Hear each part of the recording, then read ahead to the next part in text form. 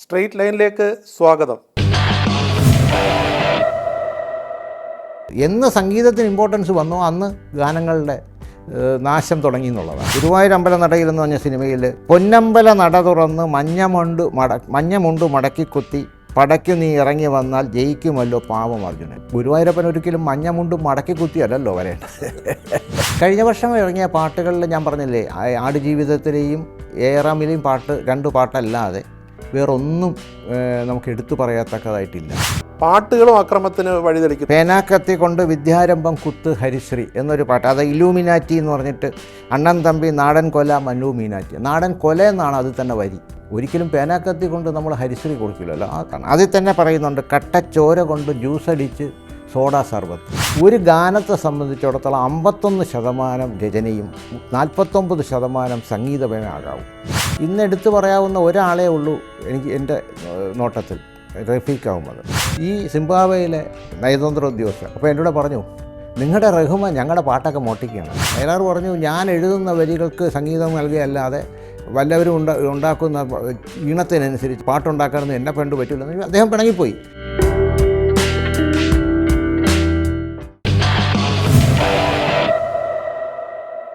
മലയാള ചലച്ചിത്ര ഗാനശാഖയെ വിമർശനങ്ങളാൽ നേർവഴിക്ക് നയിക്കാൻ ശ്രമിക്കുന്ന ടി.പി. രാജു എന്ന ശ്രീ ടി.പി. ശാസ്തമംഗലമാണ് നമ്മുടെ ഇന്നത്തെ അതിഥി.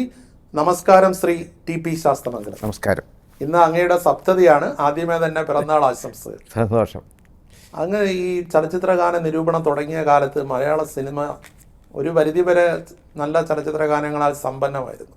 ഇന്നത്തെ സ്ഥിതി എന്താണ്? ഇന്ന് വളരെ അതിൻ്റെ ഈ ഒരു ഗ്രാഫ് വരയ്ക്കുകയാണെങ്കിൽ ആ ഗ്രാഫ് താഴോട്ട് പോയി ഇനി പോകാൻ സ്ഥലമില്ലാത്തടത്ത് ചെന്ന് നിൽക്കുകയാണ്. അത്രയ്ക്ക് തരം താഴ്ന്നു പോയി. കാരണം പിന്നെ ഞാൻ ഗിരീഷ് പുത്തഞ്ചേരിയും ബിച്ചു തിരുമലയും അങ്ങനെ മെയിനായിട്ട് നിന്ന ആൾക്കാരെ എല്ലാം വിമർശിച്ചിട്ടുണ്ട്. പക്ഷേ അവരെ വിമർശിച്ചത് അവരുടെ ഒരു പാട്ടിൽ 2 or 3 ചിലപ്പം തെറ്റുകൾ കണ്ടെന്ന് വരുള്ളൂ. ഇന്നങ്ങനെയല്ല. ഇന്ന് ഒരു വരി പോലും നമുക്ക് എടുക്കാനില്ല എന്നുള്ളൊരവസ്ഥയാണ്. ഒരു പാട്ടിൻ്റെ ഒരു വരി പോലും നമുക്ക് കാത്തു സൂക്ഷിക്കാൻ, അല്ലെങ്കിൽ ഇപ്പം 54 ഇറങ്ങിയ നീലക്കുയിലിലെ പാട്ടുകൾ നമ്മളിപ്പോഴും പാടുന്നു. ഭാസ്കരൻ മാഷിൻ്റെ അത് എത്രയോ വർഷമായി ഇപ്പോഴും പാടുന്നു. പക്ഷേ ഇന്ന് അങ്ങനെ ഒരു ദിവസം കഴിഞ്ഞാൽ ആ പാട്ട് മറക്കുന്നൊരവസ്ഥയാണ്. കാലത്തെ അതിജീവിക്കുന്ന പാട്ടുകൾ ഒന്നുമില്ല. പണ്ട് പി ഭാസ്കരനും വയലാറും ONV-യും ശ്രീകുമാരൻ തമ്പി, അത് കഴിഞ്ഞ് പിൽക്കാലത്തേക്ക് വരുമ്പോഴും ഗിരീഷ് പുത്തഞ്ചേരിയിലേക്കൊക്കെ വരുമ്പോഴും പൂവച്ചൽ ഖാദറും അങ്ങനെ നല്ല പാട്ടെഴുത്തുകാരെ ഒരുപാടുണ്ടോ? ഇന്ന് അങ്ങനെ എടുത്തു പറയാവുന്ന ആരെങ്കിലും ഉണ്ടോ? ഇന്ന് എടുത്തു പറയാവുന്ന ഒരാളേ ഉള്ളൂ എനിക്ക് എൻ്റെ നോട്ടത്തിൽ, റഫീഖ് അഹമ്മദാണ് ഉള്ളതിൽ ഭേദമായിട്ട്. ഇപ്പോൾ ആടുജീവിതത്തിലെ പാട്ടൊക്കെ ഭേദപ്പെട്ടതാണ്. കാരണം മെലഡി വിജയിക്കില്ല എന്ന് പലരും പറയുന്നു, സിനിമാ രംഗത്തുള്ളവർ തന്നെ പറയുന്നു, സംഗീത സംവിധായകർ പറയുന്നു. പക്ഷേ അപ്പോഴും AR റഹ്മാനെ പോലെയുള്ള ഒരു ആളിൽ നിന്ന് ഒരു നല്ല മെലഡി പിന്നെ ആടുജീവിതത്തിലൂടെ കിട്ടി. ആടുജീവിതത്തിലെ പാട്ട്, അല്ലെങ്കിൽ ARMലെ ഒരു പാട്ട്, ഈ വൈക്കം വിജയലക്ഷ്മി പാടിയ പാട്ട്, ആ പാട്ടും ഭേദപ്പെട്ടതാണ്, മനു മഞ്ജിത്ത് എഴുതിയതാണ്. അപ്പോൾ ഇങ്ങനെ നല്ല പാട്ടുകൾ ഒരു 0.1% പ്രഭാവർമ്മ എന്നുള്ള കവിയും പാട്ട് എഴുതുന്നുണ്ട്. അതെ, നാരായണനുണ്ട്. അവരൊക്കെ എങ്ങനെ? പ്രഭാവർമ്മ അധികം എഴുതുന്നില്ല, വളരെ എഴുതിയ ചിലതൊക്കെ തിരക്കേടില്ല. ഹരിനാരായണനും എഴുതുന്നുണ്ടെങ്കിലും അദ്ദേഹത്തിൻ്റെ ഒന്നും പാട്ട് ഒരു അംഗീകരിക്കാവുന്ന രീതിയിൽ മികച്ചു നിൽക്കുന്നില്ല. റഹ്മാന്റെ പേര് സൂചിപ്പിച്ചതുകൊണ്ട് ചോദിക്കുകയാണ്, ഈ ഇളയരാജയ്ക്ക് ശേഷം റഹ്മാൻ വന്നപ്പോൾ അതൊരു വലിയ തരംഗമായി. ആ ഒരു തരംഗം ഇന്ത്യൻ സംഗീതത്തെ ലോകവേദിയിലേക്ക്, ഉദാഹരണത്തിന് ഓസ്കാറിലേക്കൊക്കെ എത്തിച്ചു. പക്ഷേ അതൊരു വശം. മറുവശത്ത് നോക്കുമ്പോൾ മുക്കാബല എന്നൊക്കെ പറയുന്ന വളരെ തരംഗം സൃഷ്ടിക്കുന്ന പാട്ടുകളാണെങ്കിലും നിലവാരം കുറയാൻ അതിന് ഞാനൊരു അനുഭവം സാക്ഷ്യം പറയാം. ഇപ്പോൾ കൊൽക്കത്ത ഗവർണറായിരിക്കുന്ന CV ആനന്ദബോസ്, അദ്ദേഹം മുഖ്യമന്ത്രിയുടെ പ്രത്യേക സെക്രട്ടറിയൊക്കെ ആയിരുന്ന സമയത്ത് കുറേ കാലം ഞങ്ങളുടെ കോളനിയിൽ താമസിച്ചിരുന്നു, വളരെ കാലം താമസിച്ചിരുന്നു. അത് കഴിഞ്ഞ് അദ്ദേഹം ഇവിടെ ഒക്കെ വിട്ടുപോയി ഡൽഹിയിലായതിനു ശേഷം ഒരു കോളനി സന്ദർശിക്കാൻ വേണ്ടി പിന്നെ സിംബാബ്വേയിലെ ഒരു നയതന്ത്ര ഉദ്യോഗസ്ഥൻ, ഡൽഹിയിലെ നയതന്ത്ര ഉദ്യോഗസ്ഥൻ, അദ്ദേഹത്തിന് ഒരു കോളനി സന്ദർശിച്ച് ചില കാര്യങ്ങൾ അറിയണമെന്ന് പറഞ്ഞപ്പോൾ ഞങ്ങളെ സൂര്യ ഗാർഡൻസ് എന്ന പറയുന്ന റെസിഡൻസ് അസോസിയേഷനിലാണ് ഞാൻ താമസിക്കുന്നത്. അവിടേക്ക് കൂട്ടിക്കൊണ്ടുവന്നു അദ്ദേഹം. അപ്പോൾ കൂട്ടിക്കൊണ്ടുവന്ന് എല്ലാവരും ഇരിക്കുമ്പോൾ ഓരോരുത്തരെയും പരിചയപ്പെടുത്തി കൊടുത്തപ്പോൾ അദ്ദേഹത്തിന് എന്നെ മ്യൂസിക് ക്രിട്ടിക് എന്ന് പറഞ്ഞ് ഇംഗ്ലീഷിൽ പരിചയപ്പെടുത്തി കൊടുത്തു. ആനന്ദബോസ് സാർ പരിചയപ്പെടുത്തി കൊടുത്തു. അപ്പോൾ അദ്ദേഹം ഈ സിംബാബ്വേയിലെ നയതന്ത്ര ഉദ്യോഗസ്ഥനല്ല, അദ്ദേഹം ഉയർന്ന ഉദ്യോഗസ്ഥനാണ്. അപ്പോൾ എൻ്റെ കൂടെ പറഞ്ഞു, നിങ്ങളുടെ റഹ്മാൻ ഞങ്ങളുടെ പാട്ടൊക്കെ മോട്ടിക്കുകയാണല്ലോ സിംബാബ്വേയിലെ എന്ന് പറഞ്ഞ മാത്രമല്ല, ഈ ഒട്ടകത്തെ കെട്ടിക്കോ, ഞാനിത് എഴുതിയിട്ടുണ്ട്, അതുകൊണ്ടാണ് ധൈര്യമായിട്ട് പറയുന്നത്. ഒട്ടകത്തെ കെട്ടിക്കോ പോലുള്ള പാട്ടുകളുടെ ഒറിജിൻ അദ്ദേഹത്തിൻ്റെ ഭാഷയിൽ പാടി തന്നു. നമുക്ക് ഭാഷ അറിയില്ല, പക്ഷേ ട്യൂണ് കേൾക്കുമ്പോൾ അറിയാൻ പറ്റുമല്ലോ. വരികൾ മോശമാവുന്നത് മാത്രമല്ല, ഈണവും കോപ്പിയടിയായിരുന്നു വരുന്നു. ആ ഒരു ട്രെൻഡ് ഇപ്പം റഹ്മാൻ, ഞാൻ ആദ്യം പറഞ്ഞ പോലെ ഇന്ത്യൻ സംഗീതത്തിൻ്റെ ഒരു വിശ്വവേദിയിലേക്ക് ഉയർത്തിയ സംഗീതജ്ഞനാണ്. പക്ഷേ ഒരു മറുഭാഗത്തിൻ്റെ ഒരു താഴേക്കിറങ്ങുന്നതിൻ്റെയും നല്ല പാട്ടുകൾ ചെയ്തിട്ടുണ്ട്. ചിന്ന ചിന്ന ആശ എന്നൊക്കെ പറഞ്ഞാൽ നല്ല മെലഡികൾ ചെയ്തിട്ടുണ്ട്. അപ്പോൾ അദ്ദേഹത്തിന് നല്ല സിദ്ധിയുള്ള ആളാണ്. അപ്പോൾ ഈ മുക്കാബില എന്നൊക്കെ പറഞ്ഞ പാട്ടുകൾ ഒരുപക്ഷെ ആ സിനിമയുടെ ആവശ്യം അങ്ങനെ ആയതുകൊണ്ടായിരിക്കാം ഒരുക്കിയെന്നാണ് ഞാനിപ്പോൾ കരുതുന്നത്. അങ്ങനെ ഒരു പരിഗണന താങ്കൾ മലയാള സിനിമയ്ക്ക് കൊടുക്കുന്നില്ലല്ലോ ഈ സിനിമയുടെ സാഹചര്യത്തിനനുസരിച്ച്. ഇപ്പോൾ പിന്നെ പണ്ടും അങ്ങനെയുള്ള പാട്ട്, ഇപ്പം ഈ നീലക്കുയിലെ തന്നെ എല്ലാവരും ചൊല്ലണമെന്നൊക്കെ പറയുന്ന പാട്ട് വന്നപ്പോൾ അത് അന്നത്തെ സംഗീതത്തിൽ നിന്ന് വ്യത്യസ്തമായിരുന്നു. ഇപ്പോഴും അത് ഒരു അടിപൊളി പാട്ടിൻ്റെ, ഇപ്പോഴത്തെ ഭാഷയിൽ പറഞ്ഞ അടിപൊളി പാട്ടിൻ്റെ ലിസ്റ്റിലാണ് ഈ എല്ലാവരും ചൊല്ലണം ജാനമ്മയുടെ വീട്ട് പാടിയ പാട്ട് ഉൾപ്പെടുത്തുന്നത്. പക്ഷേ അത് കാലങ്ങളോളം അതിജീവിച്ച് നിൽക്കുന്നു. അവിടെയാണ് അത് വരികളുടെ കൂടെ മഹത്വമാണ്. ഈ വരികൾ ഒരു പ്രധാന ഘടകമാണ്. കാരണം എൻ്റെ കൂടെ ദേവരാജൻ മാഷ് പലപ്പോഴും പറഞ്ഞിട്ടുണ്ട്, ഒരു ഗാനത്തിൽ, ഞാൻ ദേവരാജൻ മാഷിൻ്റെ വീട്ടിൽ ഒരു നിത്യ സന്ദർശകനായിരുന്നു. പാട്ടിനെക്കുറിച്ച് പലതും മനസ്സിലാക്കാൻ പറ്റും. അദ്ദേഹം തന്നെ എൻ്റെ വീട്ടിൽ 4 തവണ വന്നിട്ടുണ്ട്. എനിക്കൊരു അപൂർവ ഭാഗ്യമാണ്. അപ്പോൾ അദ്ദേഹം പറഞ്ഞിട്ടുണ്ട്, ഒരു ഗാനത്തെ സംബന്ധിച്ചിടത്തോളം 51% രചനയും 49% സംഗീതമേ ആകാവൂ. അല്ലാതെ ഉണ്ടെങ്കിൽ പാട്ട് പരാജയപ്പെടുമെന്നാണ് അദ്ദേഹം ശക്തിയുക്തം പറഞ്ഞു. രചന 1% മുകളിൽ നിൽക്കണം. 2%, ഇപ്പം 51ഉം 49ഉമാണ് അദ്ദേഹം പറയുന്നത്. ഇപ്പോഴത്തെ അവസ്ഥ എത്രയാണ്? ഇപ്പോഴത്തെ അവസ്ഥ 1% പോലും രചനയ്ക്ക് പ്രാധാന്യം കൊടുക്കുന്നില്ല. 99% സംഗീതത്തിനാണ്. അതിപ്പോൾ ഈണത്തിനൊപ്പം പാട്ട് എഴുതുന്ന ഒരു രീതി അതിനൊരു കാരണമല്ലേ? നല്ല പാട്ട് എഴുതുന്നവരുണ്ട്, പണ്ടും അങ്ങനെ വന്നിട്ടുണ്ട്. ഇപ്പോൾ ഉദാഹരണത്തിന് ചെമ്മീനിൽ സലീൽ ചൗധരിയെ രാമോക്കരിയായിട്ട് കൊണ്ടുവന്നു. വയലാർ പിണങ്ങിപ്പോയി. വയലാർ പറഞ്ഞു, ഞാൻ എഴുതുന്ന വരികൾക്ക് സംഗീതം നൽകുകയല്ലാതെ വല്ലവരും ഉണ്ടാക്കുന്ന ഈണത്തിനനുസരിച്ച്, ഇത് രാമോക്കരിയായിട്ട് ഞാൻ എന്നോട് പറഞ്ഞിട്ടുള്ളതാണ്, പിന്നെ ഈണത്തിനനുസരിച്ച് പാട്ടുണ്ടാക്കാനൊന്നും എന്നെ പണ്ട് പറ്റില്ലെന്ന് അദ്ദേഹം പിണങ്ങിപ്പോയി. പക്ഷേ രാമോക്കരിയായിട്ട് വിട്ടില്ല. രാമോക്കരിയായിട്ട് പറഞ്ഞു, കുട്ടനെന്നാണല്ലോ അദ്ദേഹത്തെ വിളിക്കുന്നത് അടുപ്പമുള്ളവർ, പറ്റും സാധിക്കും എന്ന് പറഞ്ഞ് അദ്ദേഹത്തെ കൂട്ടിക്കൊണ്ടുവന്ന് നിർബന്ധിച്ചു. പക്ഷേ അദ്ദേഹം അവിടെ എഴുതിയപ്പോൾ എന്താ, കടലിലെ ഓളവും കരളിലെ മോഹവും അടങ്ങില്ല ഓമനെ പോലുള്ള ഒ.എൻ.വി. സാർ പറയുന്ന കവിത തന്നെയായ, ഒ.എൻ.വി. സാർ എപ്പോഴും ആ പാട്ട് ഉദാഹരിക്കും, ആ വരികൾ, എന്നിട്ട് പറയും കവിത തന്നെയായ വരികൾ സലീൽ. പിന്നെ ഒ.എൻ.വി. സാർ ചെയ്തതും അതല്ലേ. ഒ.എൻ.വി. സാർ പിന്നെ സലീൽ ചൗധരി ഇട്ട് കൊടുത്ത ട്യൂണിനനുസരിച്ച് എത്ര മനോഹരമായ വരികൾ, ഒരുപാട് പാട്ടുകൾ. പിന്നെ എത്ര പിന്നെ സൗരയൂഥത്തിൽ വിടർന്നൊരു കല്യാണ സൗഗന്ധികമാണ് ഈ ഭൂമി, അത് ഒ.എൻ.വി. സാറിൻ്റെ വീട്ടിൽ ഇരുന്നാണ് ആ പാട്ട്, മണി ജയറാമിൻ്റെ ആദ്യത്തെ ഗാനം ഉണ്ടാകുന്നത്. ഇപ്പോൾ മുക്കാബിലയ്ക്ക് കൊടുത്ത ആനുകൂല്യം എന്തുകൊണ്ട് ബനാന പാട്ടിന് കൊടുക്കുന്നില്ല? അല്ല, ബനാന എന്നുള്ള പാട്ടിൻ്റെ വരികൾ എന്നാണ് കുഴപ്പം. ഒരു പൂ തരുമോ ബനാന, ഒരു കാ തരുമോ ബനാന എന്ന് പറയുമ്പോൾ നമുക്കത് അതിൽ നിന്നും ഒന്നും കിട്ടാനില്ല. അല്ലെങ്കിൽ അത് ആ പാട്ട് ഈണത്തിനല്ല, അതിൻ്റെ രചനയാണ് ഏറ്റവും മോശം. രചനയിൽ ഒരുപാട് അപക്വമായ ഒരുപാട് പ്രയോഗങ്ങൾ നമ്മുടെ മലയാളത്തിൽ ഉണ്ടായിട്ടുണ്ട്. പക്ഷേ വർഷങ്ങൾക്ക് മുമ്പ് യൂസഫ് അലി കേച്ചേരിയെ പോലെ ഒരു അനുഗ്രഹീതനായ കവി ലോട്ടസത്ത മിഴിയാൽ ചാട്ടുള്ളി നീ എറിഞ്ഞാൽ എന്ന് വരി എഴുതിയിട്ടുണ്ട്. ഓഡിയോ കരീഫിഷ് കണ്ണാടെ. അതെ, അതിനെ എങ്ങനെ കണ്ടത്? അതും ഞാൻ അന്ന് വിമർശിച്ച കൂട്ടത്തിലാണ്. മാത്രമല്ല, അദ്ദേഹം അയലത്തെ ജനലിൽ ഒരു അമ്പിളി വിടർന്നു എന്ന് പറഞ്ഞാൽ ഒരു പാട്ട് എഴുതിയിട്ടുണ്ട്. അത് ഹിന്ദിയിലെ അതേ വരികളാണ്. ഹിന്ദിയിൽ അങ്ങനെ അതേ വരികളുള്ള ഒരു പാട്ട് ഹിന്ദിയിലുണ്ടായിട്ടുണ്ട്. ആരും മോശമല്ല. പക്ഷെ വയലാറും ഭാസ്കരൻ മാഷും ഒന്നും അങ്ങനെ ചെയ്തിട്ടില്ല എന്നുള്ളതാണ് പരമാർത്ഥം. കാരണം വയലാർ എടുത്തിട്ടുണ്ട്. വയലാർ ഇപ്പം പിന്നെ വള്ളത്തോളിൻ്റെ വരികൾ, അല്ലെങ്കിൽ കാളിദാസൻ്റെ വരികൾ, ഒന്നും വേണ്ട, പിന്നെ കാളിദാസൻ്റെ ഉജ്ജയിനിയിലെ ഗായിക എന്ന് പറയുന്ന പാട്ട് കാളിദാസൻ്റെ മാനസപുത്രിമാരെ മുഴുവൻ ആ പാട്ടിനകത്ത് കൊണ്ടുവന്നിരിക്കുകയാണ്. അത് വയലാറിൻ്റെ ഒരു വല്ലാത്ത സിദ്ധിയാണ്. അദ്ദേഹത്തിന് മാത്രമേ പറ്റുള്ളൂ. അങ്ങനെ ഏറ്റവും പ്രിയപ്പെട്ട പാട്ടെഴുത്തുകാരൻ വയലാറാണോ? വയലാറും ഭാസ്കരൻ മാഷും ഒ.എൻ.വി. സാറും ശ്രീകുമാരൻ തമ്പി, യൂസഫ് അലി കേച്ചേരി, എല്ലാവരും എനിക്ക് പ്രിയപ്പെട്ടവർ തന്നെ. ഈ വയലാറും ടി ഭാസ്കരൻ മാഷും ONV സാറും ഒക്കെ ഉണ്ടായിരുന്ന കാലത്ത് തന്നെയാണ് ശ്രീകുമാരൻ തമ്പി വളരെ ഇതായിട്ട് ഉയർന്നു വന്നത്. അതെ, ശരിക്കും ശ്രീകുമാരൻ തമ്പി എഴുതിയ പാട്ടുകൾ പലതും ഇവരുടെയൊക്കെ അക്കൗണ്ടിൽ പോയിട്ടുണ്ട്. ശ്രീകുമാരൻ തമ്പി എന്ന ഗാനരചയിതാവിനെ എങ്ങനെയാണ് വിലയിരുത്തുന്നത്? ശ്രീകുമാരൻ തമ്പി നല്ല ഗാനരചയിതാവാണ്. ഉദാഹരണത്തിന് അദ്ദേഹം തത്വചിന്ത വിളമ്പാൻ ശ്രീകുമാരൻ തമ്പിയാണ് മികച്ച ചെയ്തത്. അദ്ദേഹത്തിൻ്റെ മൊത്തം പാട്ടുകളെടുത്താൽ അതിൽ കൂടുതലും തത്വചിന്ത വരുന്നു. സുഖമൊരു ബിന്ദു, ദുഃഖമൊരു ബിന്ദു, ബിന്ദുവിൽ നിന്ന് ബിന്ദുവിലേക്കൊരു പെൻഡുലമാടുന്നു. പക്ഷേ ഇത് ജീവിതം എന്ന് എഴുതണ്ടായിരുന്നു എന്നാണ് എൻ്റെ അഭിപ്രായം. അതെന്തുകൊണ്ട്? കാരണം അത് ജനം പറയണം, ആസ്വാദകർ പറയണം ഇതാണ് ജീവിതം എന്ന്. അവിടെയാണ് പിന്നെ ശ്രീകുമാരൻ തമ്പിയുടെ മികച്ച ഗാനങ്ങളിലൊന്നാണ്. അതുപോലെ തന്നെ ചിരിക്കുമ്പോൾ കൂടെ ചിരിക്കാൻ 1000 പേർ വരും, കരയുമ്പോൾ കൂടെ കരയാൻ നിഴൽ മാത്രം വരും. സുഖമൊരു അതാണ് ഞാൻ പറഞ്ഞത്. ഫിലോസഫിക്കലായിട്ടുള്ള പാട്ടുകൾ ശ്രീകുമാരൻ തമ്പിയോളം ഭാസ്കരൻ മാഷും ഒക്കെ എഴുതിയിട്ടുണ്ട്. ചന്ദ്രികയിൽ അലിയുന്നു, ചന്ദ്രകാന്തം.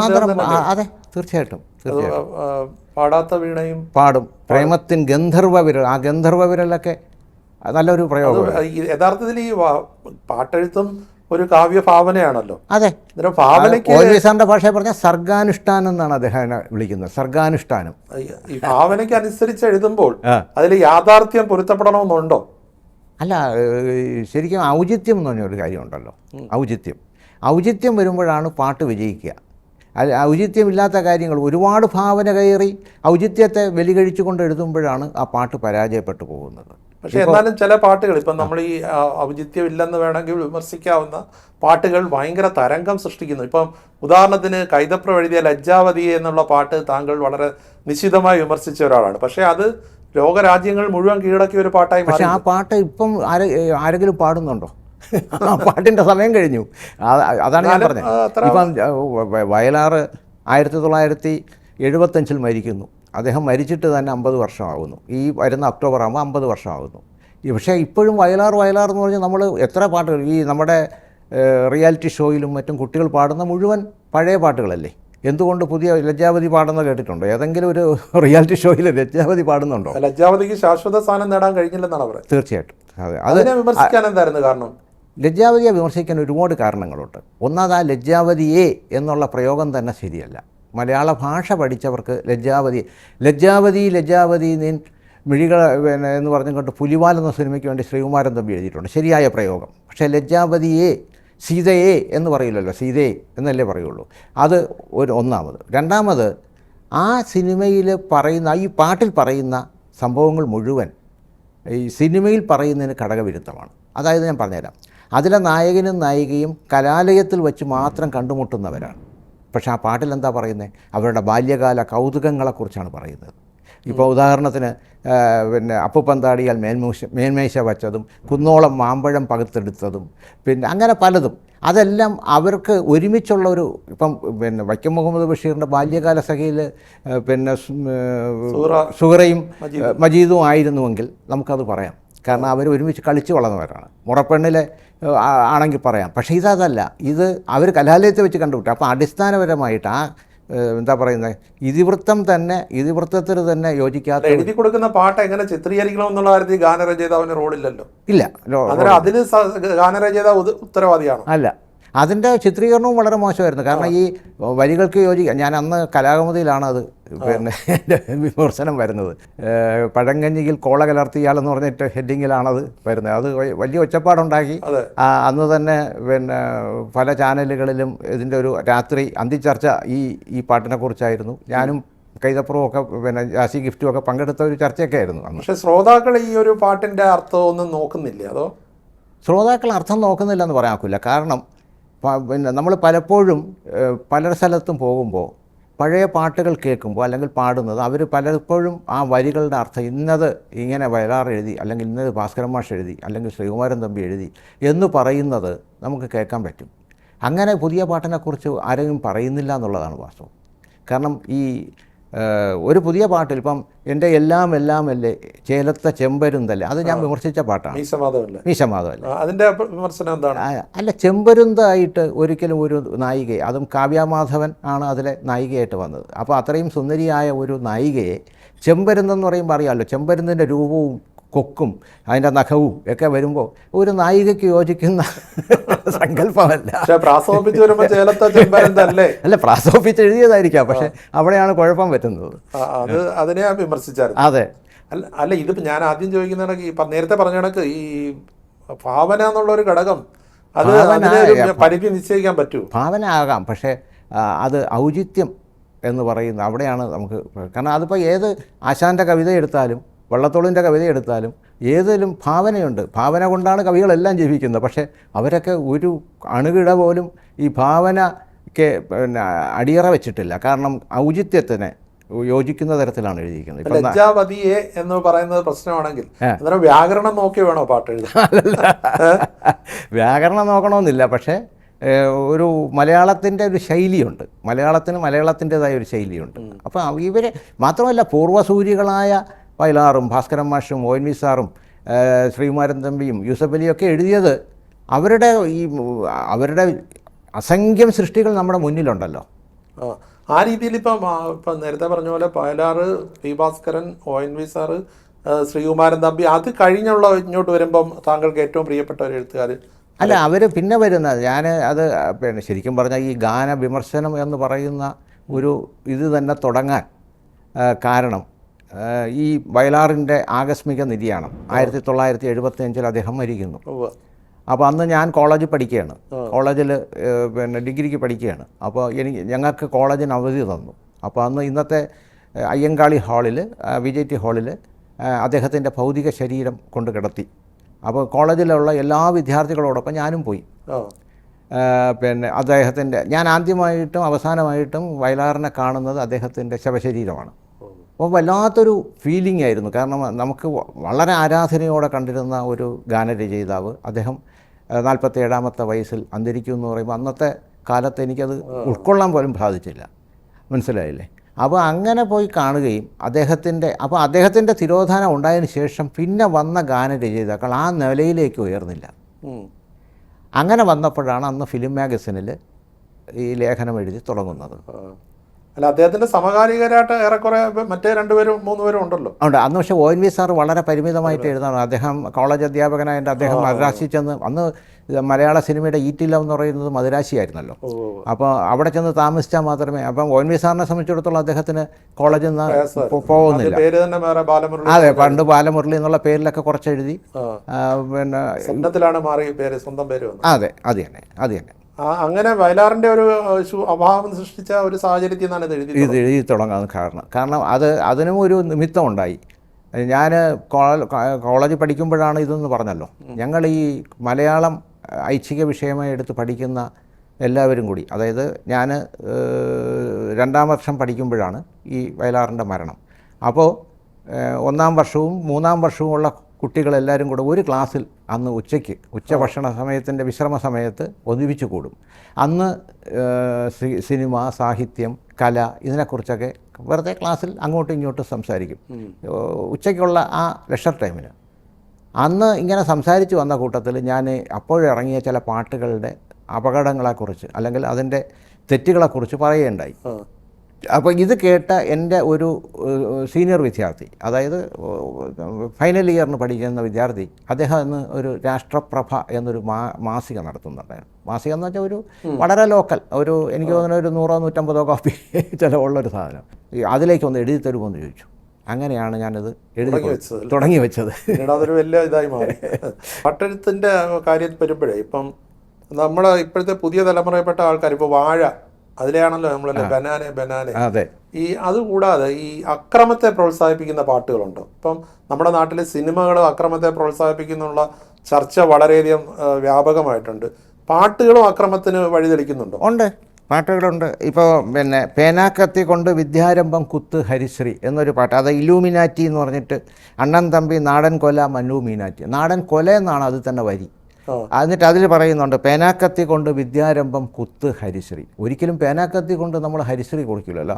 നമ്മുടെ വളരെ ദിവ്യമായി കരുതുന്ന ഒരു സംഭവമാണ് ഹരിശ്രീ കുറിക്കുക എന്ന് പറയുന്നത്. ഒരാളുടെ ജീവിതത്തിലെ ഏറ്റവും സുപ്രധാനമായ ഒരു വിദ്യാരംഭം, അത് ഒരിക്കലും അപ്പം അങ്ങനെ എഴുതാൻ തോന്നുന്ന ആ മനോഭാവം തന്നെ ശരിയല്ല എന്നുള്ളതാണ്. അതിൽ തന്നെ പറയുന്നുണ്ട് കട്ടച്ചോര കൊണ്ട് ജ്യൂസ് അടിച്ച് സോഡാ സർബത്ത്. അന്നേരം ഇതൊക്കെ യുവതലമുറയെ ബാധിക്കും. കാരണം ഇപ്പം നമ്മൾ വെഞ്ഞാറ മൂടിലോ അല്ലെങ്കിൽ അതുപോലെ ഇപ്പം പത്രം എടുത്ത് നോക്കിയാൽ നമ്മൾ തന്നെ ഇപ്പം നമ്മൾ സംസാരിക്കുന്ന ദിവസം തന്നെ താമരശ്ശേരിയിൽ ഒരു വിദ്യാർത്ഥിയെ സഹപാഠികൾ മർദ്ദിച്ചു കൊന്നു. അതെ, അതാണ് പറഞ്ഞത്. അപ്പോൾ ദിവസവും പത്രം എടുത്ത് നിവർത്തിയാൽ അതേ ഉള്ളൂ. പത്രത്തിൽ ഈ പറഞ്ഞ പോലെ പിന്നെ ഇങ്ങനെയുള്ള സംഭവങ്ങളാണ് ദിവസവും വരുന്നത്. പണ്ട് ഈ പ്രണയത്തെ സ്വാധീനിക്കുന്ന വരികൾ, പാട്ടുകൾ, ചില പാട്ടിലെ വരികൾ കാമുകിക്ക് എഴുതി കൊടുക്കുന്ന കാലമാണ്. ഇപ്പൊ ആ പാട്ടിൽ നിന്ന് കൊലയിലേക്ക് നയിക്കുന്ന അല്ലേ ഒരു പ്രേരണ വരും. ആട്ടോഗ്രാഫിലൊക്കെ അത് തന്നെ, ആട്ടോഗ്രാഫിൽ എഴുതും. മറ്റേ ഓർക്കുക വല്ലപ്പോഴും എന്നുള്ള ഭാസ്കരൻ മാഷിന്റെ കവിതയാണ് എനിക്ക് തോന്നുന്നത് പക്ഷേ ആട്ടോഗ്രാഫിൽ ഏറ്റവും കൂടുതൽ ആളുകൾ എഴുതിയിട്ടുള്ളത്. അതിപ്പം നമ്മൾ കഴിഞ്ഞ 2024 കഴിഞ്ഞപ്പം ഫെബ്രുവരി തീർന്നു, മാർച്ചിലേക്ക് കിടക്കുകയാണ്. അന്നേരം കഴിഞ്ഞ വർഷം ഇറങ്ങിയ പാട്ടുകൾ എങ്ങനെ ഉണ്ടായിരുന്നു? കഴിഞ്ഞ വർഷം ഇറങ്ങിയ പാട്ടുകളിൽ ഞാൻ പറഞ്ഞില്ലേ, ആടുജീവിതത്തിലെയും ഏറാമിലെയും പാട്ട്, 2 പാട്ടല്ലാതെ വേറൊന്നും നമുക്ക് എടുത്തു പറയത്തക്കതായിട്ടില്ല. താങ്കൾ എല്ലാ പാട്ടുകളും ശ്രദ്ധിക്കാറുണ്ട്? എല്ലാ പാട്ടുകളും ശ്രദ്ധിക്കും. അതിൽ ഏറ്റവും മോശം തോന്നിയ ഒരു ഉദാഹരണങ്ങൾ പറയാമോ? ഗുരുവായൂർ അമ്പലനടയിൽ എന്ന് പറഞ്ഞ സിനിമയിൽ അതിൻ്റെ വരി ഇതാണ്: മധുരയിൽ പിറന്നവനെ, വെണ്ണ കട്ടു കുടിച്ചവനെ, മാമനെ വധിച്ചവനെ. ഇങ്ങനെയൊക്കെ സാഗരസംഗമം എന്നുള്ളൊരു സിനിമയിൽ അങ്ങനെ ഒരു പാട്ടില്ലേ, വെണ്ണ അങ്ങനെയുണ്ട്, ശ്രീകുമാരൻ നമ്പി എഴുതിയത്. അതിലെ പൊന്നമ്പല നട തുറന്ന് മഞ്ഞമുണ്ട് മടക്കി കുത്തി പടയ്ക്കു നീ ഇറങ്ങി വന്നാൽ ജയിക്കുമല്ലോ പാവം അർജുനൻ. ഈ ഗുരുവായൂരപ്പൻ ഒരിക്കലും മഞ്ഞമുണ്ട് മടക്കി കുത്തിയല്ലോ വരേണ്ടത്. അത് ഞാനൊരിക്കൽ പറയുകയുണ്ടായി. പിന്നെ അത് അന്നത് വിവാദമാവുകയും ചെയ്തു. മഞ്ഞമുണ്ട് മടക്കി കുത്തി എന്ന് എഴുതുന്ന ആ ഒരു സംസ്കാരം അത് മലയാളത്തിന് യോജിച്ചതല്ല. കാരണം ഗുരുവായൂരപ്പനെ കുറിച്ച് പറയുമ്പോൾ ഇപ്പോൾ ഗുരുവായൂർ അമ്പലനടയിൽ ഒരു ദിവസം ഞാൻ പോകും, ഗോപകുമാരനെ കാണും, ഗോപുരവാതിൽ തുറക്കും, ഗോപകുമാരനെ കാണുമെന്ന് വയലാർ എഴുതി. ഗോപുരവാതിൽ തുറക്കാതെ ഗോപകുമാരനെ കാണുമെന്ന് യേശുദാസ് അത് തിരുത്തി ഗാനമേളകളിൽ പാടി. കാരണം അദ്ദേഹത്തെ അവിടെ പ്രവേശിപ്പിക്കാത്തതിൻ്റെ ഒരു പശ്ചാത്തലത്തിൽ. അപ്പോൾ അങ്ങനെയൊക്കെ എഴുതി കേട്ട മലയാളികൾക്ക് ഈ മഞ്ഞമുണ്ട് മടക്കി കുത്തി എന്ന് ഗുരുവായൂരപ്പനെ പറയുമ്പോൾ അത് സഹിക്കാൻ ഒക്കാത്ത കാര്യം തന്നെയാണ്. മറ്റൊരു കാരണം ഒരുപാടുണ്ട്. ഈ പിന്നെ വർഷങ്ങൾക്ക് ശേഷം എന്ന് പറഞ്ഞ സിനിമയിൽ ഞാൻ ആളുന്ന തീയിൽ നിന്ന് നീഹാരങ്ങൾ പെയ്യുന്നുണ്ട്. തീയിൽ നിന്ന് എങ്ങനെയാണ് നീഹാരം എന്ന് വെച്ചാൽ മഞ്ഞ്. തീയിൽ നിന്ന് നീഹാരങ്ങൾ പെയ്യുന്നുണ്ടെന്ന് പറഞ്ഞാൽ അത് നട്ടാൽ എന്താ കുരുക്കുന്ന നുണയാണോ എന്ന് നമുക്ക് ചോദിക്കേണ്ടി വരും. ചില പാട്ടുകൾ കേട്ടാൽ അത് പട്ടി കുരയ്ക്കുന്നത് പോലെയാണോ എന്ന് തോന്നിപ്പോകും എന്ന് താങ്കൾ വിമർശിച്ച് കേട്ടു. അത്രയ്ക്കും മോശമായോ? പട്ടി വരയ്ക്കും പോലെ എന്നല്ല, ഈ ചില മരണ വീട്ടിൽ ഇപ്പോഴില്ല അങ്ങനെ, പണ്ട് ചില ഗ്രാമപ്രദേശങ്ങളിലെ മരണ വീട്ടിൽ പോയാലും ഒപ്പാരി ഇടുക എന്ന് പറഞ്ഞ ഏർപ്പാടുണ്ട്. അപ്പോൾ അങ്ങനെ ഒപ്പാരി ഇടുകയാണ് എനിക്ക് ഓർമ്മ വരുന്നതെന്ന് ഞാൻ പറഞ്ഞിട്ടുണ്ട്. അത് ശരി. അതായത് പിന്നെ നമ്മൾ നല്ലൊരു പാട്ട് കേൾക്കുമ്പോൾ നമ്മുടെ മനസ്സിനൊരു കുളിർമയുണ്ടാവും. ഇപ്പം നല്ലൊരു കവിത വായിച്ചാൽ, ഇപ്പോൾ നമ്മൾ എന്തുകൊണ്ട് ഈ ചങ്ങമ്പുഴയൊക്കെ വീണ്ടും വീണ്ടും വായിക്കുന്നു, ചങ്ങമ്പുഴയുടെ കവിതകൾക്ക് ഇപ്പോഴും പ്രസക്തിയുണ്ട്. അല്ലെങ്കിൽ OMV സാറിൻ്റെ ചില കവിതകൾ, അല്ലെങ്കിൽ വയലാറിൻ്റെ കവിത, അങ്ങനെ വായിച്ചു വരുമ്പോൾ നമ്മുടെ മനസ്സിനൊരു കുളിർമയുണ്ടാവും. ആ കുളിർമ തന്നെയാണ് അതിൻ്റെ ഒരു ഗുണം എന്ന് പറയുന്നത്. ഇപ്പോൾ ലോജിക്ക് വെച്ച് ചോദിച്ചു കഴിഞ്ഞാൽ തൊഴുതുമടങ്ങും സന്ധ്യമേതോ വീതിയിൽ മറയുന്നു, സന്ധ്യ തൊഴുന്നുണ്ടോ എന്ന് ചോദിച്ചൂടെ വേണേ? അത് അതിമനോഹരമായ ഭാവന. അതെ, കവിയുടെ ഒരു സ്വാതന്ത്ര്യമാണ്. താങ്കൾ ഈ പഴയകാല ഗാനങ്ങളുടെ നൊസ്റ്റാൾജിയയിൽ മുങ്ങിത്താഴുന്ന ഒരു വിമർശകനല്ലേ? അത് ആസ്വദിച്ച് വളർന്നത് കൊണ്ടാണ്. ഞാൻ വളരെ ചെറിയ കുട്ടിയായിരിക്കുമ്പോൾ മുതൽ അന്ന് റേഡിയോയിൽ മാത്രമേ പാട്ട് കേൾക്കാൻ അവസരമുള്ളൂ. റേഡിയോ വളരെ പിന്നെ ശ്രദ്ധിച്ച് കേൾക്കുകയും അതിലെ പാട്ടുകളുടെ വരികൾ മനസ്സിലാക്കുകയും ചെയ്തിരുന്ന ഒരാളാണ്. അതുകൊണ്ടാണ് അത് അടിസ്ഥാനപരമായി മനസ്സിൽ കിടക്കുന്നത് കൊണ്ടാണ്. പുതിയ തലമുറ ഒരു ദോഷൈക ദൃക്കിനെ നോക്കി കാണുന്നത് എതിരാളികൾ പറയുന്നുണ്ട്. അങ്ങനെയല്ല, ദോഷൈക അങ്ങനെയാണെങ്കിൽ ഏറാമിലെയും മറ്റേ പാട്ടും ഞാൻ മോശമെന്ന് പറയണ്ടേ? അങ്ങനെയല്ലല്ലോ പറഞ്ഞത്. നല്ലതാണെങ്കിൽ വിമർശിക്കുമ്പോൾ കൈതപ്പുറത്തിനെ തന്നെ ഞാൻ ഈ ഉദാഹരണം പറഞ്ഞുതരാം. അദ്വൈതം എന്ന് പറയുന്ന സിനിമയിൽ പിന്നെ മഴവിൽ കൊതുമ്പിലേറി വന്ന വെണ്ണിലാക്കിളി എന്ന് കൈതപ്പുറം എഴുതി. മഴവില്ല് പകലാണ് ഉണ്ടാകുന്നത്, സൂര്യൻ ഉദിച്ചു നിൽക്കുമ്പോൾ മാത്രമേ മഴവിലുണ്ടാകൂ. കാരണം ഈ പിന്നെ മഴത്തുള്ളികളിൽ അത് ഈ സൂര്യരശ്മി കടന്നു പോവുകയും അത് വിബ്ജിയാറുണ്ടാകുന്നത് അപ്പോഴാണ്. അതേസമയം വെണ്ണിലാക്കിളി എന്ന് പറയുന്ന രാത്രിയാണ്. വെണ്ണിലാവും മഴവില്ലും തമ്മിൽ ഒരിക്കലും കണ്ടുമുട്ടിയിട്ടില്ല. അപ്പം മഴവിൽ കൊതുമ്പിലേറി വരാൻ ഒക്കില്ല ഒരിക്കലും വെണ്ണിലാക്കിളിക്ക്. അത് ഞാൻ വിമർശിച്ചു. പക്ഷേ അതിലെ തന്നെ അമ്പലപ്പുഴ ഉണ്ണിക്കണ്ണനോട് ഇന്ന് പരിഭവം എന്ന് പറയുന്ന ആ പാട്ടിനെ ഞാൻ നന്നായിട്ട് എഴുതുകയും ചെയ്തിട്ടുണ്ട്, ഒരേ സിനിമയിൽ തന്നെ. അപ്പോൾ നല്ലതായിട്ട് അംഗീകരിക്കുകയും മോശമായതിനെ എന്നോട് ഇവിടെ തന്നെ NRS ബാബു സാറ് ഒരിക്കൽ എന്നെ ഉപദേശ രൂപയാണ് അദ്ദേഹം പറഞ്ഞു, കൊള്ളൂല എന്നുള്ളതിനങ്ങ് നശിപ്പിച്ചേക്കണം. സാറ് പറഞ്ഞ വാക്കാണ്. ഒരുപക്ഷെ അത് ഞാൻ ചെയ്തുകൊണ്ടിരുന്ന പ്രവൃത്തി തന്നെയാണ്. സാറിൻ്റെ ഒരു ഭാഷ്യത്തിൽ അതിങ്ങനെ എന്നോട് ഒരിക്കൽ ഉപദേശ രൂപയാണ് പറഞ്ഞതാണ്. വിമർശനത്തെ ഈ വിമർശിക്കപ്പെടുന്നവർ ഏത് രീതിയിലാണ് സമീപിച്ചത്? ഞാൻ ഫിലിം മാഗസിനിലാണല്ലോ എഴുതി തുടങ്ങുന്നത്. കൂടുതലും ഫിലിം മാഗസിനിലാണ് എഴുതിയത്. ഞാൻ ലേഖനം ഓഫീസിലുള്ള കാരണം ചിലപ്പം ലേഖനങ്ങൾ ഉദ്യോഗസ്ഥനായിരുന്നു. അപ്പോൾ എഴുതാൻ സമയമില്ലെങ്കിൽ പോലും ഇവർ എൻ്റെ അടുത്ത് വിളിച്ച് ചോദിച്ചിട്ട് ലേഖനം പിന്നെ വേണമെന്നൊക്കെ പറഞ്ഞ് ആവശ്യപ്പെട്ടിരുന്നു. കാരണം അന്ന് ആളുകൾ അതിന് വായിക്കാനുണ്ടായിരുന്നത് കൊണ്ടാവണം. ഞാൻ ചോദിക്കുന്നത് വിമർശിക്കപ്പെടുന്ന ഗാനരചയിതാക്കൾ അവരേത് രീതിയിലാണ്? അതാ ഞാൻ പറഞ്ഞു വരുന്നത്. അപ്പോൾ ഈ ഫിലിം മാഗസിനിൽ ഇത് എഴുതി തുടങ്ങുന്ന സമയത്ത് ഒന്നാമത്തെ ലേഖനം അച്ചടിച്ച് വന്നപ്പം തന്നെ പിറ്റേ ആഴ്ച ഫിലിം മാഗസിനിൽ, അപ്പം ഞാൻ എഴുതി അയച്ച ലേഖനത്തിൻ്റെ ഹെഡിങ്ങൊക്കെ NRS ബാബു സാറും ജയചന്ദ്രൻ നായർ സാറും കൂടെ മാറ്റി. ഞാൻ അയച്ച ലേഖനത്തിൻ്റെ ഹെഡിങ് പോലും എനിക്ക് മറന്നുപോയി. അത് കീഴാർനെല്ലിയുടെ തണലും അഷ്ടാംഗ ഹൃദയത്തിൻ്റെ അണിയറയും എന്ന് പറഞ്ഞ് കീഴാർനെല്ലി തളിർച്ചോട്ട് നീരാടുന്നേരെന്നുള്ള റൗഡി രാമൂല പാട്ടും പിന്നെ അടവുകൾ 18 അഷ്ടപതി പാട്ടുപാടും ഗോപകന്യക എന്ന് പറഞ്ഞിട്ട് അതിലെ പാട്ടും കൂടെയൊക്കെ വെച്ചിട്ടാണ് ഞാൻ എഴുതിയത്. അപ്പോൾ അതിൽ നിന്നാണ് ഇവർ രണ്ടുപേരും ഹെഡിങ് പിന്നെ പുതിയ ഹെഡിങ് ഇട്ടത്. അത് വായിച്ചിട്ട് പിറ്റേ ആഴ്ച നമ്മുടെ B മാണിക്യം എന്ന് പറഞ്ഞ ജനകത്തിലൊക്കെ വർക്ക് ചെയ്തിരുന്ന അദ്ദേഹം മരിച്ചു പോയല്ലോ, അദ്ദേഹം മറുപടി എഴുതി, നെല്ലിക്ക തളം വെക്കേണ്ട നിരൂപകൻ. നെല്ലിക്ക തളം വെക്കേണ്ട നിരൂപകൻ. അപ്പോൾ എന്നോട് എന്നെ ജയചന്ദ്രൻ നായർ സാർ അന്ന് വിളിച്ചു പറഞ്ഞു, അവരുടെ ഒരു മറുപടി വന്നിട്ടുണ്ട്, അത് ഞങ്ങൾ കൊടുക്കുകയാണ്, നിങ്ങൾ പറയാനുള്ള മറുപടി വീണ്ടും എഴുതുക എന്ന് പറഞ്ഞു. അപ്പോൾ അത് കഴിഞ്ഞപ്പം ഞാനതിന് വീണ്ടും ഒരു മറുപടി എഴുതി, കടലാസ് പൂക്കളെ ക്ഷമിക്കൂ എന്ന് പറഞ്ഞിട്ട്. അപ്പം ഇത് കടലാസ് പൂക്കളാണ് എന്നുള്ളത്. ഇപ്പോൾ അതിൻ്റെ പിറ്റേ ആഴ്ച യൂസഫ് അലി കേച്ചേരിയുടെ ഒരു മറുപടി വന്നു, പുണ്യാഹം നേരുന്നു, ഇങ്ങനെ ആവശ്യമാണ്, പാട്ടിനെക്കുറിച്ച് എഴുതേണ്ടത് ആവശ്യമാണ്, കല്ലും നെല്ലും വേർതിരിക്കേണ്ടത് ആവശ്യമാണ്, അതുകൊണ്ട് പുണ്യാഹം നേരുന്നു എന്ന് പറഞ്ഞു. അപ്പോൾ എനിക്ക് കുറെ കൂടെ ഒരു തോന്നി. നല്ല രീതിയിൽ ഇതിനെ എടുത്തവരും ഉണ്ട്. അല്ല, ഒരുപാട്. ഇപ്പം വിശു തിരുമല വാക്കുകൾ അർത്ഥവേട്ടയ്ക്കുള്ളതല്ല എന്ന് ഫിലിം മാഗസിനിൽ തന്നെ മറുപടി എഴുതി.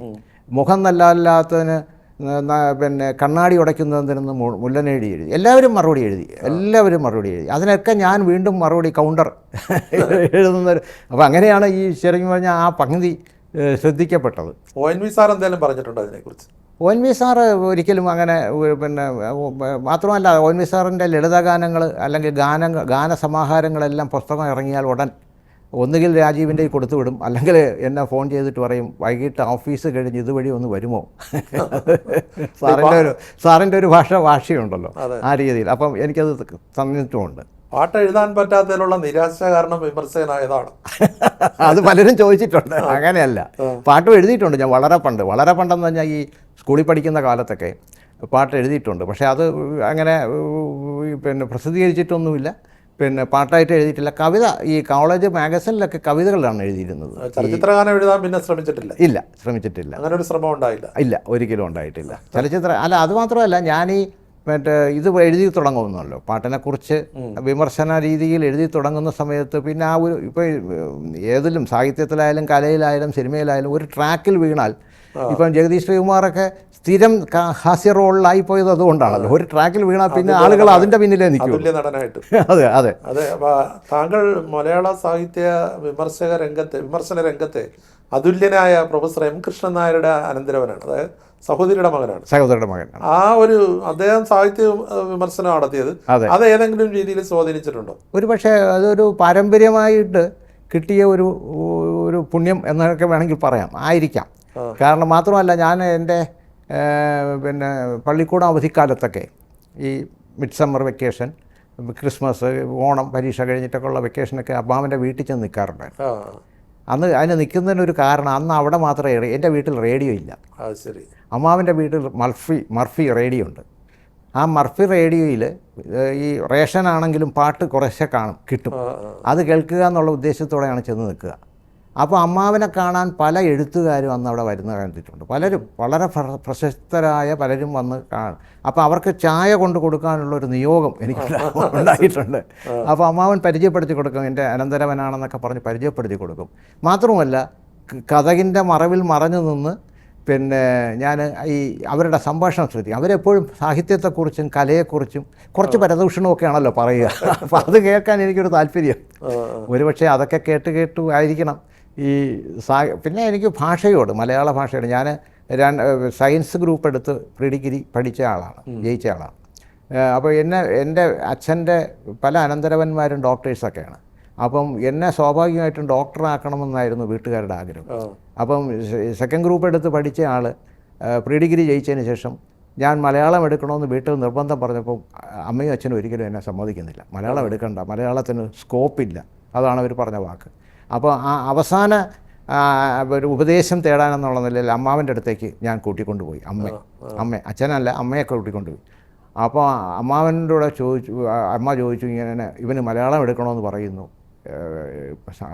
സമ്മതിക്കട്ടോ എന്ന് ചോദിച്ചു. അപ്പോൾ അമ്മാവൻ ഒരു വാക്ക് പറഞ്ഞു, എന്തെടുക്കുന്നു എന്നുള്ളതല്ല പ്രധാനം, എങ്ങനെ പഠിക്കുന്നു എന്നുള്ളതാണ്. അപ്പോൾ ആ ഒരു തുരുമ്പ് എനിക്ക് കിട്ടി, അത് ആനുകൂല്യമായി.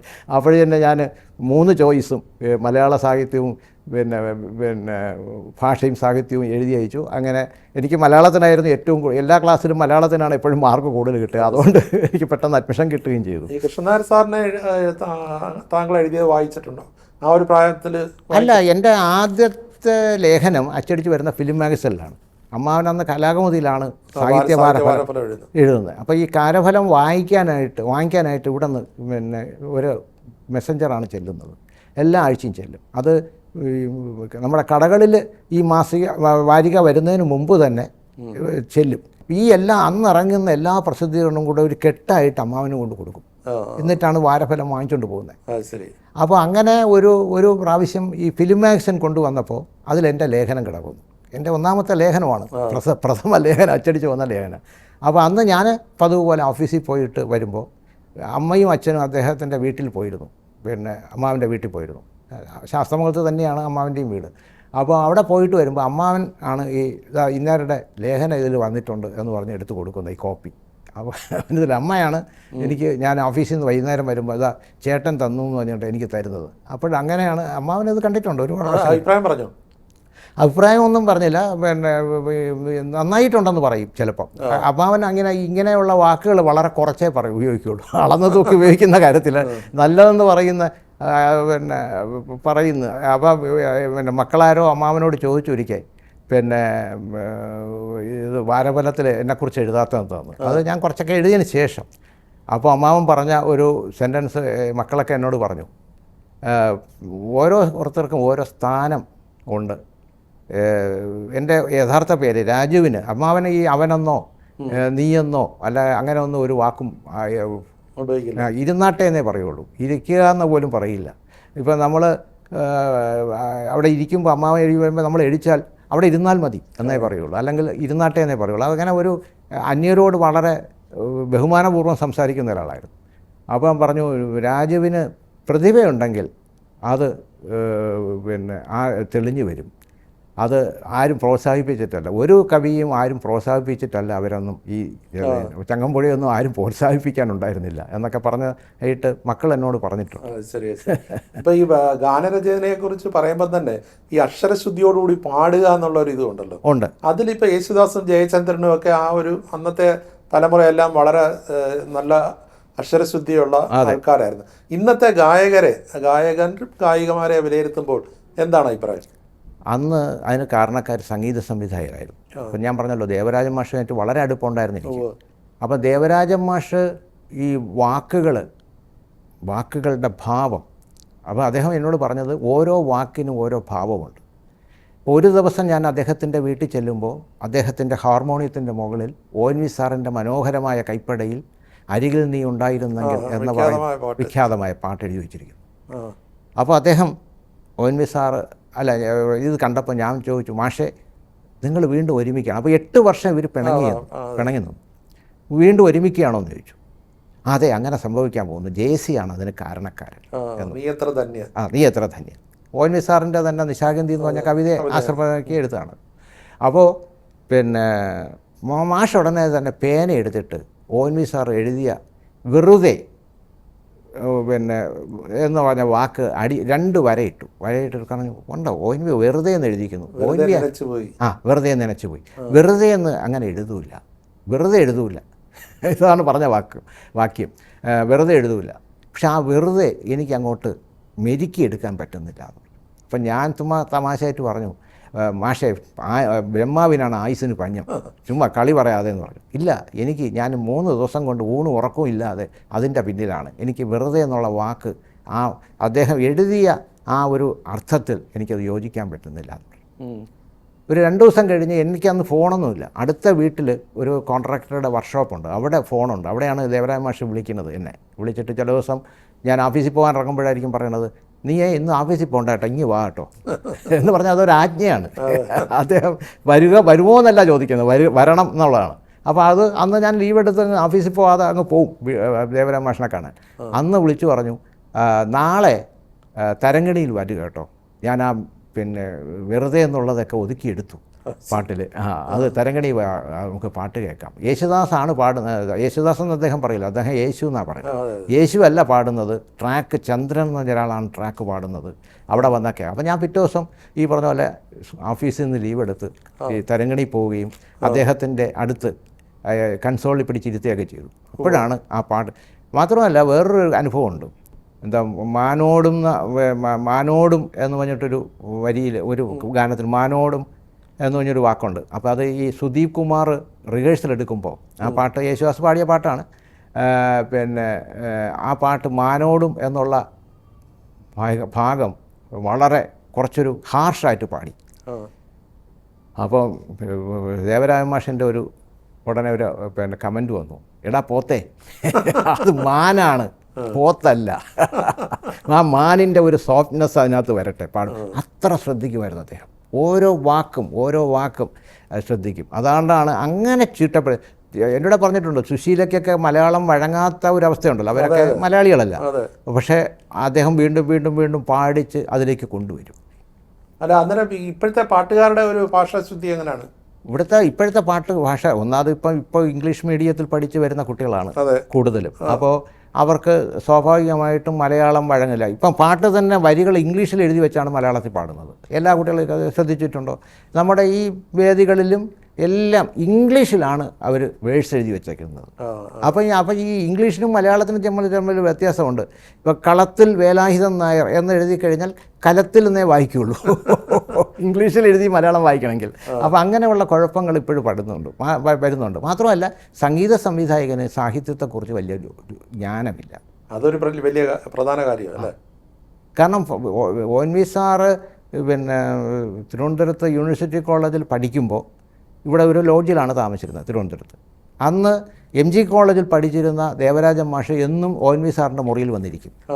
എന്നിട്ട് ONV സാറിൻ്റെ ഡയറി എടുത്ത് അതിനകത്ത് എന്തൊക്കെ കുറിച്ച് വെച്ചേക്കണമെന്ന് നോക്കി അതിനെയൊക്കെ ചിട്ടപ്പെടുത്തും. അങ്ങനെയാണ് പൊന്നരിവാള അമ്പിളിയിൽ വളരെ പ്രശസ്തമായ പാട്ട് വന്നത്.